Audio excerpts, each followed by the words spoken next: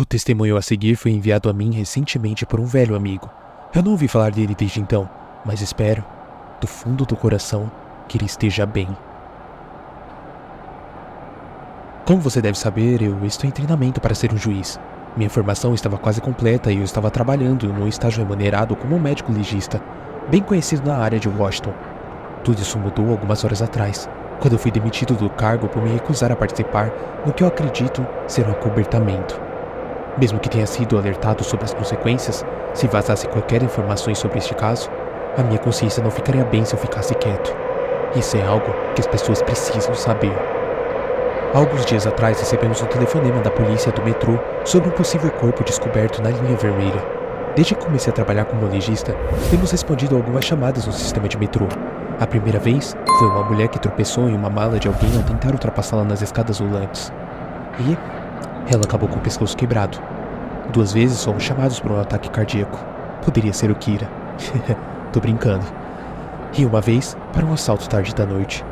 O pobre rapaz foi esfaqueado várias vezes no estômago, mesmo ele tendo entregado o relógio e a carteira para o assaltante. Até agora, eu não vi nada especificamente sangrento, e foi um pouco decepcionante quando disseram que era apenas um homem caído no trem. É errado desejar ser chamado a um caso que alguém foi empurrado nos trilhos do trem? Bom, enfim. Quando chegamos, os paramédicos já estavam em cena. Então nós achamos que era apenas um desentendimento e fomos chamados para fora prematuramente.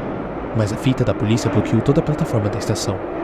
Do nosso ponto de vista, no topo das escadas rolante, poderíamos dizer que algo não estava certo. Os paramédicos do lado de fora da porta do carro do trem, eles não estavam realmente fazendo alguma coisa, exceto descontínuo e apontando para o corpo caído contra a janela de dentro. Poderíamos ter ido embora, mas decidimos dar uma olhada de qualquer jeito só para ver o que estava acontecendo. Quando nos aproximamos, ouvi um pouco de conversa entre os 2 paramédicos. Ei, ele está morto, não é? Disse o mais velho dos 2.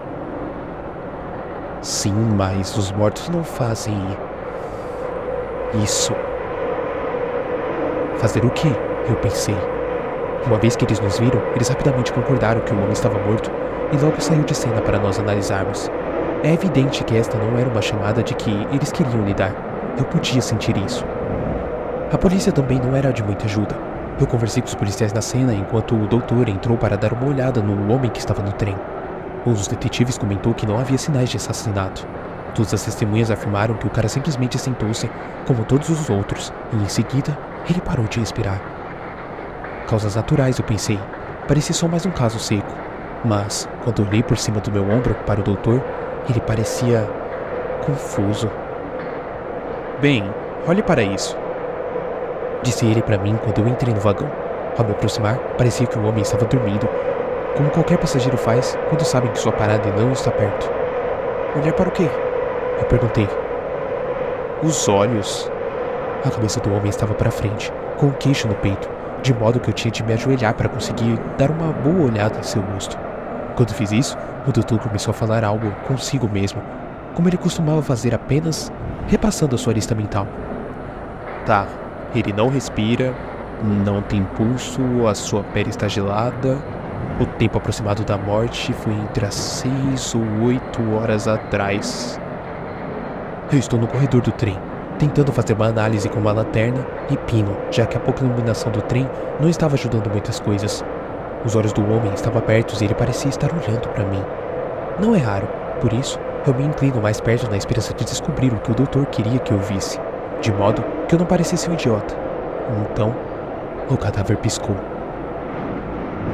Eu dei um salto para trás tão rápido como qualquer pessoa faria para desviar de uma cobra. Mas que porra é essa?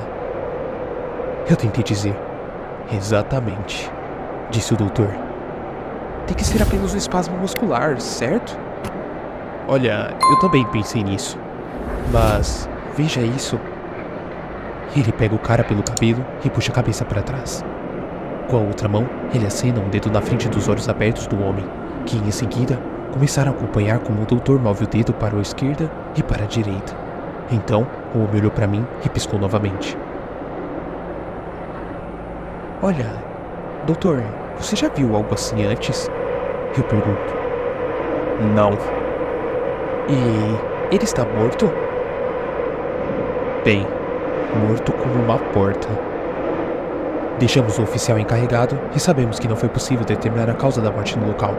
Uma necrópsia completa teria que ser feita para fazer qualquer tipo de determinação. Ele fez uma nota de relatório que este corpo tinha uma tendência a segui-lo com seus olhos e ocasionalmente piscar. Extraoficialmente, ele me contou que o caso inteiro o incomodava. O homem, segundo ele, não tinha qualquer identificação, cartões de créditos, relógios, joias, um telefone ou até mesmo dinheiro. Tudo o que ele descobriu foi que ele tinha um bilhete de metrô e um guardanapo em seu bolso. Uma vez que estávamos de volta no escritório, nós vestimos os macacões de exame. Eu fui o responsável em despí-lo. O cadáver me olhava o tempo todo enquanto eu tirava o seu terno. Ele até piscou para mim uma vez. Além disso, algumas coisas estranhas foram observadas sobre o vestuário. Primeiro, ele não estava usando roupas íntimas. Normalmente as pessoas usam uma camiseta, cuecas boxers e meia. Esse cara, ele não usava nenhuma dessas coisas. Mas por alguma razão, ele tinha 2 cintos, um sobre o outro. O doutor ligou o gravador e em seguida, ligou a serra circular e eu vi como ele realizou a incisão. Eu fiz uma nota mental de sua técnica perfeita para que eu pudesse tentar fazer melhor da próxima vez. Eu estou lhe dizendo, o doutor é um verdadeiro artista. Em seguida, veio o agradável som de estalo quando a caixa torácica foi arrombada. Enquanto isso acontecia, os olhos do homem nos observavam. Eu quase podia jurar que ele estava sorrindo também. Durante a hora seguinte, o doutor fez anotações do exame. Ele me entregou cada órgão para ser pesado e catalogado. Não havia nada de estranho ou fora do comum sobre qualquer um dos órgãos internos. Tá, agora vamos dar uma olhada em sua cabeça. Eu quero ver o que está causando o movimento dos olhos. Doutor, você se importa se eu vendar os olhos dele? Eu tentei permanecer tão profissional quanto pude, mas o piscar constante me enervava. O doutor autorizou, por isso, eu tomei uma fita de sutura e trabalhei até a coragem de fechar manualmente as pálpebras do cara. Imediatamente, ele começou a se mover. Todo o seu rosto estava convulsionando e contorcendo-se, tentando se liberar da fita. Eu acho que ele não gostou da ideia, disse o doutor. E então, ele tirou a fita dos olhos do homem. Os movimentos violentos pararam imediatamente e o homem piscou para o doutor. Isso não é normal, eu disse. Bom, há uma razão científica para tudo. É o nosso trabalho para encontrá-la. O doutor respondeu. Mas ele está lutando para tirar a fita dos olhos. Eu acho que ele quer ver o que você vai fazer com o crânio dele. Ou você quer que eu faça? Eu estou muito abalado para lidar com o equipamento. Assim, acho melhor apenas ver como o doutor usa a serra em torno do crânio do homem. O bastardo ainda está sorrindo. Eu tenho certeza disso. Ele está olhando para mim e piscando o seu olho esquerdo. Depois, o seu olho direito. Eu ouço o som de estalo familiarizado causado pelo topo de um crânio que está sendo puxado para fora. Ok, diz o doutor. O que é isso? Eu pergunto enquanto ando ao redor para ver o que ele estava vendo. Os olhos do homem me seguem, é claro. Meu Deus, eu acho que você precisa ver isso, o doutor falou. Quê? Não tem nenhum cérebro? Doutor? Eu pergunto. Agora não. Arrume suas coisas e vá para sua casa. Eu vou terminar de limpar isso. Ele disse enquanto discava um número de telefone. Mas... vá logo! Eu ligo para você mais tarde. Isso não foi o pedido, foi uma ordem. Eu faço meu caminho até a porta, sabendo que o homem ainda está olhando para mim. Ei, não diga nada a ninguém. Eu fui para minha casa. O doutor nunca me ligou de volta. Cada vez que eu tentava contato, caía na caixa postal. Eu tentei voltar no dia seguinte, mas o segurança não me deixou entrar no prédio. Disseram que era para aguardar as novas instruções e que eu receberia licença remunerada. Isso foi há 4 dias. Esta manhã houve uma batida na minha porta. Era um homem que disse que ele estava no escritório do médico legista, mas parece que ele trabalhava com a CIA, FBI, NCA, eu não sei, alguma dessas agências. Ele perguntou se poderia entrar para conversar. Eu abri a porta para deixá-lo entrar, e quando fiz, notei que havia 2 homens vestidos de forma semelhante, sentados em um carro preto do outro lado da rua. Em sua pasta havia o arquivo do caso para John Doe, que foi encontrado no trem. Todas as notas sobre o movimento dos olhos e piscadas foram removidas. Não houve menção de qualquer coisa fora do comum, muito menos um cérebro ausente. Esse arquivo já tem a assinatura do doutor, e este homem está pedindo para eu assiná-lo também. Eu tento dizer a ele que o arquivo estava errado, mas ele levanta a mão para me impedir de falar. Esta é a forma que isso aconteceu. Agora, assine. Ele diz. Eu pergunto sobre o doutor. Eu quero saber porque eu não tenho notícia dele. Ele diz que o doutor se foi. A forma como ele disse isso me fez pensar o pior. Eu me recuso a assiná-lo e peço para falar com o diretor do escritório do médico legista. O homem me informa que seria impossível e que eu seria demitido. Mas demitido não é a palavra que ele usou. A palavra que ele usou foi executado. Ele saiu quando eu pedi para ir embora, mas ele me avisou para não mencionar isto a ninguém ou teria consequências graves. Assim que a porta se fechou atrás dele, eu arrumei a mochila e saí. Vi que um carro preto estava estacionado no final da minha rua. Para me certificar de que não estava sendo seguido, eu mudei de direção várias vezes. Quando eu me senti seguro o suficiente, eu entrei em um bairro residencial próximo e encontrei um sinal de Wi-Fi livre. Eu acho que algo estranho está acontecendo aqui em Washington. Talvez em outros lugares também. Eu não sei o que poderia ser, mas eu sinto que o doutor e eu vimos algo que não era para sabermos. E agora estamos em perigo. Eu encontrei o número da casa do doutor.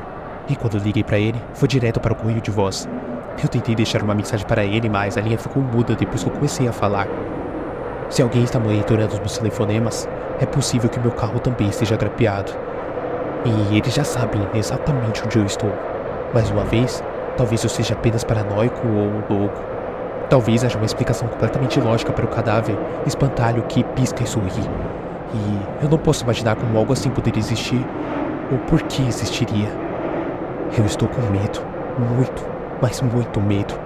Eu decidi que a única coisa a fazer seria falar sobre isso e enviar para todas as pessoas que eu conheço. Eu espero que essa informação chegue a alguém. E se você recebeu esse áudio por e-mail, YouTube ou qualquer lugar que não sabe notícias de mim, significa que provavelmente eu estarei morto. E tudo que eu escrevi é verdade. Então acredite em mim quando eu digo que existe algo de muito errado acontecendo. Gostou do nosso conto de hoje? Então comente, compartilhe, curta, inscreva-se e ative as notificações. Quer colaborar conosco? Envie sua história e a produziremos no canal. O próximo conto pode ser o seu.